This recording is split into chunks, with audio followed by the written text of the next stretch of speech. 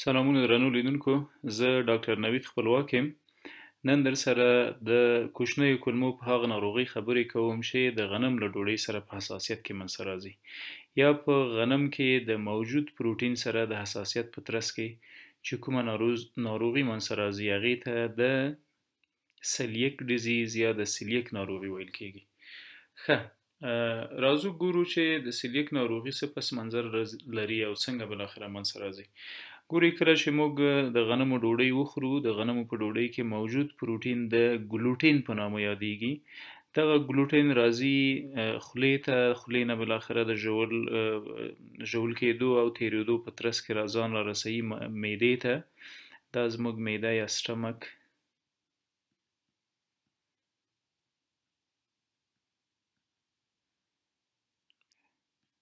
ښه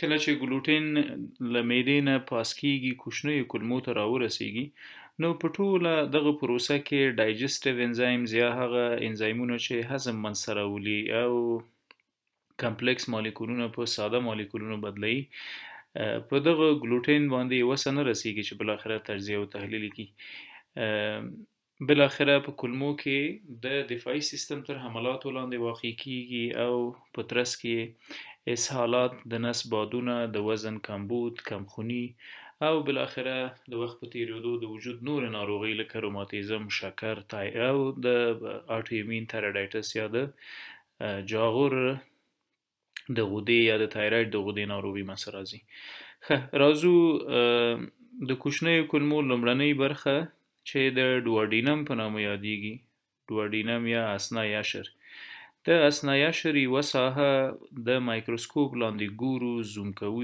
چې څه ډول ساختمان لري تاسو که دې ته ځیر شئ دا زموږ لمینه پراپریا ده د اپیتیلیل ساحه ده یا د اپیتیلیم ساحه زموږ د کولمو حجرات داسې یو سرفیس یا مخه یې داسې ده چې موږ ورته برش بارډرز وایو او دغه برش بارډر په حقیقت کې د کولمو د جذب ساحه اضافه کوي او پر سر باندې یوه لایه پرته ده چې دې ته میوکس لیر وایي او د میوکس لیر وظیفه هم څه ده د کولمو حفاظت نو که موږ د مایکروسکوپ لاندې د کولمو دغه ساحه ګورو دې ته انټیروساید وایي یا هغه حجرات چې جذب کوي انزایمونه تولیدوي او بالاخره د کولمو ټول وظایف د دغو لومړنیو حجراتو په واسطه منځته راځي تر دې لاندې د لمینا پراپریا په نامه ساحه ده یعنې که موږ د وړو کولمو دیوال زوم کو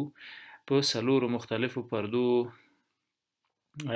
ویشل شوی دیوال د کولمو لومړی ته اپیتیلیم وایي دویمه پردې ته لمینا پراپریا وایي دریمه مسکولرس ده او څلورمه پرده چې دې طرف ته ده هغه ته سیروزا وایي راځو سلیک ډیزیز یا د سلیک په ناروغۍ کې یا د غنم له ډوډۍ یا د ګلوټین پروتین سره په حساسیت کې څه مسئله راځي ګورئ که موږ د کولمو ساختمان دلته دوباره مایکروسکوپیک ساختمان رسمو دا د انټیروسایډز یا د کولمو هغه اپیتیلیم حجرات دي چې بالاخره د دې غنم د پروتین سره په حساسیت کې د دفاعي سیستم په واسطه له منځه ځي او په ترڅ کې د نس دردونه د نس بادونه اسهالات د وزن کمبود او ډیری وخت ځینې ناروغان وي چې هڅه کوي وزن واخلي اما د سلیک ډیزیز یا دغه ناروغۍ په موجودیت کې نشي کولی چې د خپل وزن تامین کړي او بالاخره د وزن د کمبود سره مخ کیږي په هر حال دا د هرې حجرې هسته ده او د هستې په منځ کې ډي ان اے او جینیټیک کوډونه موجود وي کله چې ګلوټین راځي د انټیروساید یا دغه حجراتو نه چې دې ته انټیروسایډز یا د کولمو حجرات وایي انټیروسایډز په خپل سرفیس کې د برش بارډر په نامه ساختمان لري کوم انزایمونه چې له دې ساحې تولید کیږي کوم مواد چې تولید کیږي په هغو کې یو برش بارډر انزایم ده برش بارډر انزایم د ګلوټین په نامه پروتین اخلي او تجزیه کوي په خپل اجزاو باندې یعنی ګلوټین له دوو پروټینونو جوړ شوی ده، ګلایډین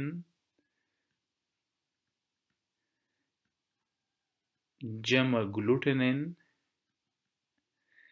دا دواړه بالاخره مساوي کیږي له ګلوټین سره. ګلوټین یعنی کله چې موږ غنم واخلو، وړه یې کو، وړه لامده کو، پاخه یې کو، دغه پروسه کې ګلایډین او ګلوټینین سره یو ځای کیږي او د ګلوټین په نامه پروټین جوړي. په دوی کې د ګلایډین په نامه چې کوم بخش ده، ټول حساسیتونه د دې په وړاندې جوړیږي، ځکه چې ګلایډین د ډایجسټیو انزایم یا د هغه انزایمونو په واسطه چې هضم منځته راځي نه تجزیه او تحلیل کیږي، نه ټوټه کیږي او بالاخره راننوزي انټیروسایډز او د حساسیتونو سبب ګرځي. موږ په انټیروسایډز کې په برش بارډرز کې یو ریسپټر یا یو آخذه لرو چې دغه ریسپټر ته د CX3 په نامه نوم ورکوو یا نومیږي. لدې CX3 ریسپټر یا آخذې سره د ګلایډین په نامه پروټین یو ځای شي. بالاخره کله چې ګلایډین راننوته انټیروسایډز ته یا دغه حجراتو ته، دغه حجرات د زانیولین په نامه مواد له ځانه ترشح کوي. زانیولین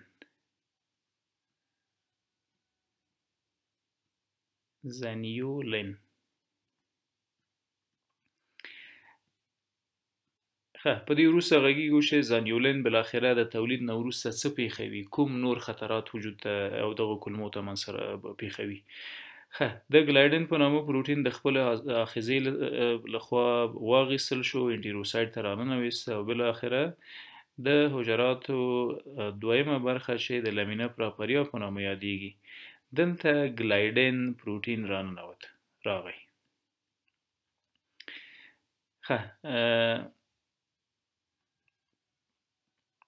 د انټیروسایډز یا د کولمو له حجراتو یو بل انزایم ترشح کیږي چې موږ هغه ته د ټیشو ترانس ګلوټاماینیز په نامه نوم ورکوو.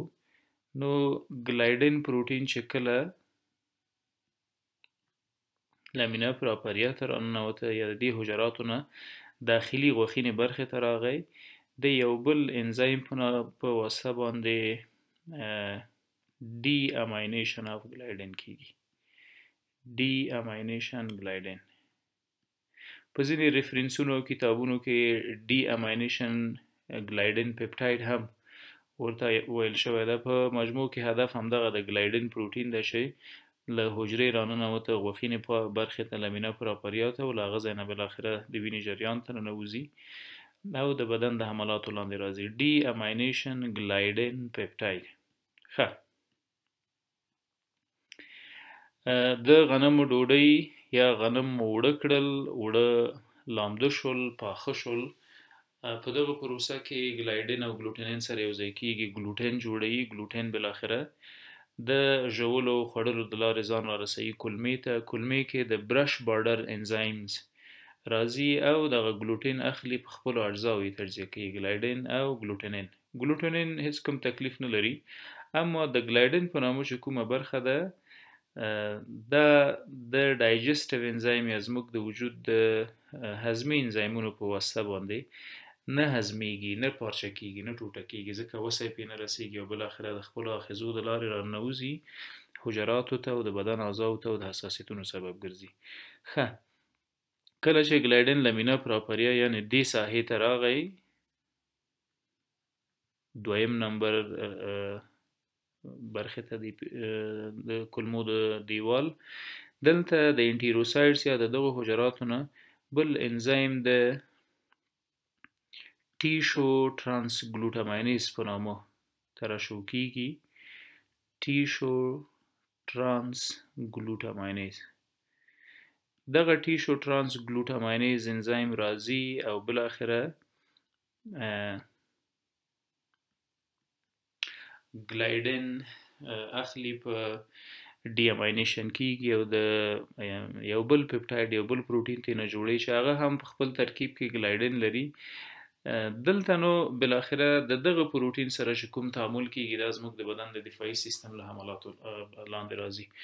یو څه نور هم د همدې وضعیت وضاحت کوو. فرضاً دا زموږ د کولمو هغه د انټیروسایډز حجرات دي.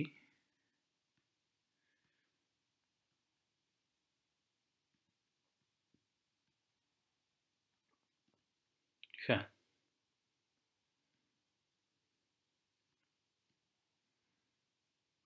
دا د انټیروسایډز برش بارډرز دي. د برش بارډر موجودیت په انټیروسایډز یا د کولمو په حجراتو کې د سرفیس ایریا زیاتوي یا د جذب لپاره ساحه زیاتوي، او هره حجره په خپل منځ کې یوه هسته لري، یو هسته ډي ان اے، آر ان اے او خپل مخصوص جنټیک کوډونه لري. کله چې د ګلایډین پروټین راننوتل زموږ دویمې برخې یا لمینا پراپریا ته، موږ په لمینا پراپریا کې لیمف نودونه لرو، لیمفاید ارګانونه لرو، دفاعي سیستم لرو. حجرات هم موجود دي دلته. د نیو ټي سل په نامه حجره لرو. نیو ټي سل څه ته وایي؟ غیر فعاله ټي سل یا غیر فعاله ټي حجره. کله چې ډي اماینیشن وشو نو اتومات څه کیږي؟ انټیجن پریزنټینګ سلز یا ای پی سی چې په لمینا پراپریا کې موجود دي دا راځي او د دې ګلایډین سره یوځای کیږي، سیده یې راولي ټي سل ته. ټي سل زموږ د بدن د دفاعي سیستم یوه حجره ده او بالاخره ټي سل فعاله کیږي. کله چې فعاله شو دوه نور حجرات جوړي چې سی ډي 4 ټي سلز او سی ډي 8 ټي سل ورته وایي. سی ډي 4 ټي سل په حقیقت کې کلر سل ده، نور حجرات وژني، حمله پې کوي. او سی ډي 8 هیلپر سل ده، د بدن د دفاعي سیستم د نورو اجزا او د نورو حجرات سره کومک کوي چې خپل حمله او خپل وظیفه سرته په سمه توګه ورسوي. ښه، کله چې سی ډي 4 ټي سل فعال شو، دغه سی ډي 4 ټي سل اتومات راځي او ځینې نور مواد لکه ټیومر نیکروسس فیکټورز او پرو انفلمیټري فیکټرز جوړوي. اتومات په هغو حجراتو باندې حمله کوي، په دغه انټیروسایډونو باندې حمله کوي چې د ګلایډین پروټین پکې موجود ول یا د آخذو له لارې راننوتل. کله چې حملاتو لاندې دا ساحه راغله نو اتومات دلته انفلمیشن یا التهاب منځته راځي. انفلمیشن یا التهابونه. ښه، دغه التهابونه درد هم لري، ځکه خو په سیلیک ډیزیز کې پین ابډامن یا د نس دردونه هم موجود وي. د نس له دردونو سره غر و غور اوازونه، د نس بادونه او پړسوب هم په مریضانو کې لیدل کیږي او تجربه کیږي. ښه، دا خو دغه د سی ډي 4 کلر سلو چې د ګلایډین پروټین نشو په حجراتو کې لیدل او راغی بالاخره حملات یې وکړل. هم یې ګلایډین پروټین له خپلو حملاتو لاندې راوسته او هم یې هغه مخصوص انزایمونه چې د ټرانس ټیشو ګلوټاماینیز او انټي انډومیسیم انزایمونه ول چې هغه بیا بالاخره د همدې دفاعي سیستم په واسطه باندې وروسته جوړیږي، په هغه کې دخیل سی ډي 8 سل ده. سی ډي 8 سل بالاخره څه کوي؟ دغه سی ډي 8 سل راځي د بدن د دفاعي سیستم یوه بله حجره چې هغه ته موږ بی سلز یا بی لیمفوسایډز وایو دا فعاله کوي. کله چې بی لیمفوسایډ فعاله شول نو دا اتومات پلازما سلز جوړي یا د پلازما حجرات جوړي. په پلازما حجراتو کې څه موجود دي؟ انټي باډي موجوده ده. انټي باډي کوم انټي باډي ده؟ آی جی ای انټي باډي ده، آی جی جی انټي باډي ده، همدا رقم انټي انډومیسیم انټي باډي ده. انټي انډومیسیم څه ته وایي؟ داخل د زموږ داخل د عضلاتو او غوښې زموږ غوښینې برخې په یوه پرده کې سره پوښل شوي دي او یو بل نه مجزا کیږي چې هغه ته اندومیسیم وایي. نو کله چې بي سل فعاله شو دغه بي سل پلازما سل جوړوي چې په هغه کې انټي باډیانې موجود دي. دغه انټي باډي آی جی ای آی جی جی نومیږي. انټي اندومیسیم انټي باډي ده. انټي ټیشو ترانس ګلوټاماینیز انټي باډي ده چې دا بیا په ډیری وخت په تشخیص کې زموږ سره مرسته کوي. په هر حال انټي ټیشو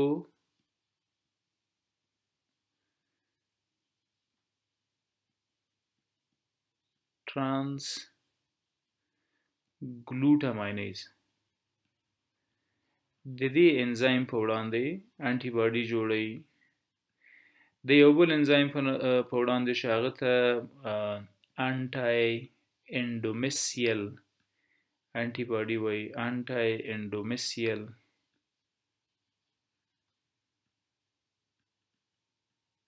انټي باډي. ښه دغه انټي باډیانې کیسه بالاخره راځي په هغه انټيجنونو په هغه ساحو باندې عمل کوي چې په هغه ساحو عمل کوي چې دفاعي سیستم ته د انټيجن حیثیت لري، د یو مهاجم او بیگانه حیثیت لري او بالاخره د هغه ساحې د مرګ میر سبب ګرځي. ښه راځو خپل بحث په همدې مورد کې دوام ورکړو. کله چې بي سل فعاله شو نو دغه انټي باډیانې جوړیږي. د دویم ځل لپاره چې کله مریض یا ناروغ غنم وخوري نو اتومات په وړاندې د حملې لپاره حجرات جوړ شوي وي پلازما سلز. نو کله چې هم ګلایډن راغلل غنم ډوډۍ مو وخوړله د ګلوټونین او ګلایډن برخه تینه په کولمو کې جلا شوره. ګلایډن راځي دلته د خپل ریسپټر یا آخذې سره نښلي او راننوځي چیرته انټیروسایډ ته. دغه انټیروسایډ د حملاتو لاندې راځي ځکه مخکې له مخکې نه ورته انټي باډي جوړه شوې ده او د دې حملاتو په ترڅ کې بیا عفونتونه منځته راځي، التهابونه منځته راځي. د دغه التهاب یوه نښه په نس کې د درد موجودیت ده. د درد سره اسهالات هم منځته راځي چې په هغې اوس یو څه غږیږو. دوامداره اسهالات په سلیک ډیزیز کې ځکه منځته راځي ګورئ دغه برش بارډرز دي یا انټیروسایډ حجرات دي. کله چې د دفاعي سیستم تر حملاتو راشي نو مسلما دغه حجرات صدمه ویني او خپل هغه نورمال وظایف لمنځه خپل نورمال وظایف له لاسه ورکوي او بالاخره د جذب او د هضم په پروسه کې مرسته نه کوي. همدا ده چې د وزن د کمیدو سبب ګرځي او په اوږد مهالو کې د حجراتو د مرګ میر سبب ګرځي. د برش بارډر حجراتو یا د انټیروسایډ په منځ کې په هر یو کې لکه څنګه چې مخکې مو ویلي یوه هسته موجوده ده.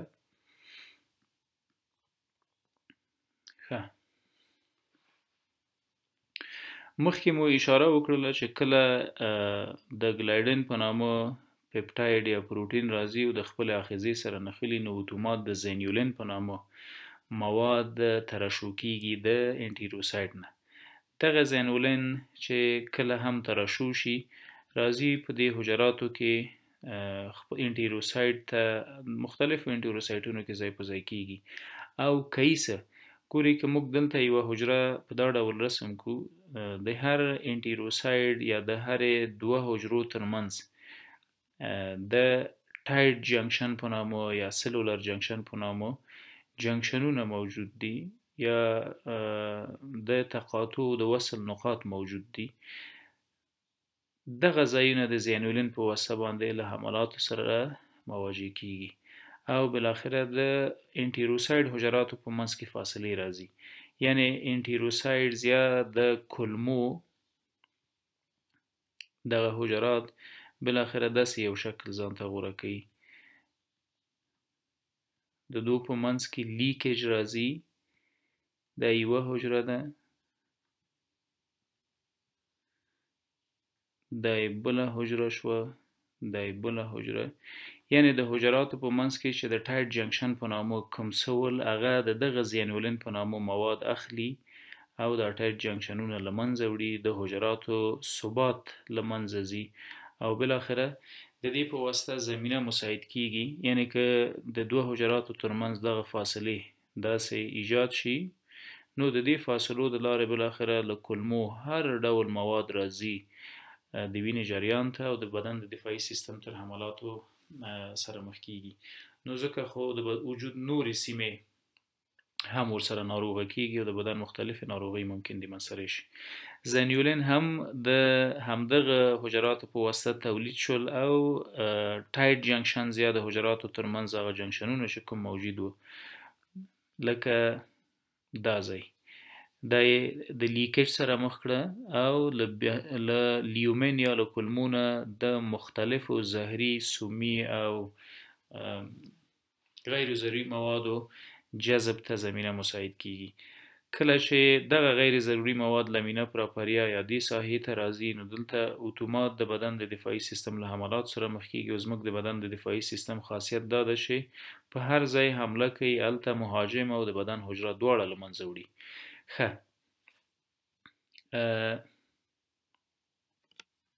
راځو علایمو ته. که څوک په سلیک ډیزیز اخته وي، نو کوم علایم پکې موجود وي، کومې نښې پکې موجود وي، کومې نښې مریض وایي، کومې ډاکټر پکې ویني. سمپټمز او ساینز، نښې نښانې.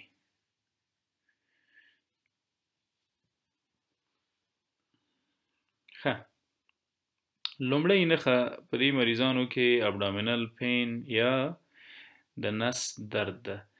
ولې په نس درد وي؟ ځکه د بدن دفاعي سیستم لکه مخکې مو چې ویلې د ټي سل یا د ټي حجراتو په واسطه باندې خپل حملات پیل کوي. دغه ټي حجرات دوه نور حجرات جوړي لکه CD4 او CD8. CD8 راځي بي حجرات فعاله کوي چې د بدن دفاعي سیستم سره کومک وکړي او انټي باډیانې جوړې کړي، او CD4 راځي اتومات دلته حمله کوي په ګلایډین باندې او انفلمیشن جوړي. درست؟ نو د انفلمیشن یا د التهاب په موجودیت کې درد د نس حتمی وي. دویم، کله چې دغه برش پاډرونه صدمه وویني او نور د جذب صلاحیت ونه لري، نو مسلماً هر څه به دلته پراته یي زموږ په کولمو کې او د اسهالاتو سبب ګرځي، ډایریا یا اسهال منځته راولي. یوه نښه چې په سلیک ډیزیز مبتلا هر ناروغ کې لیدل کیږي، هغه د نس د سړیکور درد سره یا د سړیکو سره د اسهالاتو موجودیت ده. دغه اسهالات دایمي وي، یعنی ډیری ناروغان د ټول عمر یا د کلونو کلونو د اسهال نه شکایت کوي. ورسره د ډایریا ترڅنګ بل څه لیدل کیږي. ګورئ که چیرې غذایي مواد راځي او جذبیږي نه، ځکه د جذب دپاره دغه برش بارډرز دي، دا د دفاعي سیستم د حملاتو لاندې راغلل، حجره بې ثباته ده، خپل انټیګریټي د لاسه ورکړي، نو هر څه چې خورو هغه به بهرني محیط ته بیرته ځي، تشناب ته به بیرته ځي. نو دا د ویټ لاس یا د وزن د کمبود سبب ګرځي. درست؟ ویټ لاس یا ناروغ پکې خپل وزن د لاسه ورکوي. همدا رقم کله چې جذب ونشي د مختلفو ویټامینونو د کمبود سره مخ کیږو، یعنی هایپو ویټامینوسس سره مخ کیږو. هغه ویټامینونه چې د هاضمې جهاز د لارې جذبیږي او خپل وظایف منځته راولي، هغه نور د انټیروسایډز په واسطه باندې نه جذبیږي او هایپو ویټامینوسس کې د ویټامین B12 د کمبود د وجې یا د میکوبالامین د کمبود د وجې انیمیا یا کمخوني منځته راځي. که چیرې په یو انسان کې درې نښې موجودې وي، نو اتومات باید موږ د سلیک ډیزیز په هکله خبرې وکړو. په دغه دریو نښو کې څه موجود دي؟ که چیرې مریض د نس درد ولري، ورسره اسهال ولري او انیمیا یا کمخوني هم پکې وي، نو باید اتومات د سلیک ډیزیز یا د سلیک ناروغۍ په هکله فکر وکړو. ډیری وخت په سلیک ډیزیز یا په دغه ناروغۍ مبتلا انسانانو کې د نس بادونه غر و غر اوازونه وي. ډیری وخت تشناب ته چې ځي، د بادونو ترڅنګ ډیر کم کلیبر مینې ډکې متیازې کوي او ورو ورو بالاخره د وخت په تیریدو دغه نقایص زیاتیږي. د کمخونیو د مختلفو مقوي موادو لکه منرالونه او ویټامینونه د هغو د کمبود سبب ګرځي. ښه د نښو نښانو ترڅنګ یې خلاصه په معالجې غږیږو په ټریټمنټ یا معالجه. متاسفانه تر اوسه پورې د سلیک ډیزیز لپاره کومه مشخصه درملنه نه ده په ډاګه شوې چې د هغې نه موږ د مریض په حیث استفاده وکړو له سلیک ناروغۍ نه خلاص شو. ښه درملنه یې د غنمو له ډوډۍ نه پرهیز کول دي چې په بازارونو کې ګلوټین فری ډایټ موجود ده. ګلوټین فری ډایټ یعنی هغه خواړه چې په خپل ترکیب کې د ګلوټین نه لري. زموږ د هېواد په بازارونو کې متاسفانه دغه موضوع دغه خواړه کمیابه دي، نایابه دي، له نورو هېوادونو نه راواردېږي. ولې په غربي هېوادونو په نورو عربي هېوادونو کې د سلیک ډیزیز ناروغي څنګه کیږي؟ فقط هغه مخصوص خواړه د ټول عمر دپاره خوري چې پکې ګلوټین نه وي موجود. او زموږ په ټولنو کې باید د غنم له ډوډۍ نه پرهیز وکړو، نه هغه مواد چې په هغه کې ګلوټین موجود دي هغه نو ډیر کم پیدا کیږي په دې ټولنه کې. ترڅنګ یې که چیرې کمخوني منځته راغلي کولی شو د کمخونۍ لپاره له آیرن سپلمنټ یا فیرس سلفیډ نه استفاده وکړو. که د وایټامینونو کمبود وي، د ویټامین B12 کمبود وي، کولی شو د ویټامین B12 له منابعو نه استفاده وکړو، له نیوروبایان او سنګوبایان نه استفاده وکړو چې په خپل ترکیب کې ویټامین B12 لري. د نس د دردونو لپاره کولی شو د سپغول هسک نه استفاده وکړو یا له بادیانو نه، رازیانې نه، له دوی استفاده وکړو ځکه دا یو اوږد مهاله تکلیف د ټول عمر لپاره موجود وي. دقیق علت لا تر اوسه نه ده په ډاګه شوی چې ولې دفاعي سیستم د ګلوټین په وړاندې حساسیت ښیي، ولې دا کومه پروسه چې د حساسیت په ترڅ کې منځته راځي او موږ د تکلیف سره مخ کوي په هغې نه مفصلا وغږېدلو. مننه.